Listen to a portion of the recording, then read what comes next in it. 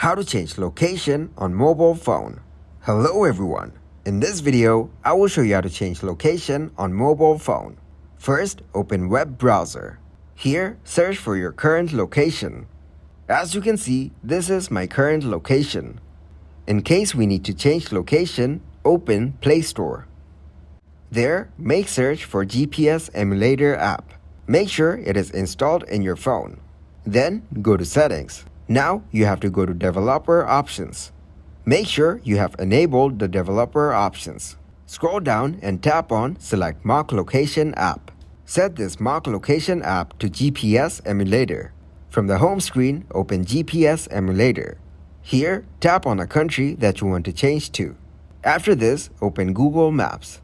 In the search bar, search for the particular country that you want to change to. Tap on it. There, select Share. From the options, tap on GPS Emulator. Now set your location here with Location Set icon. Next, go to the web browser. Here, tap to open What is my location now. As you can see, my current location has been changed here. After this, make a search for NordVPN in the browser. Tap to open it. This is how you can change location on a mobile phone. One of the best ways to change your location on your phone is to use a good VPN. We highly recommend NordVPN. We have left a link in the video description if you would like to check them out.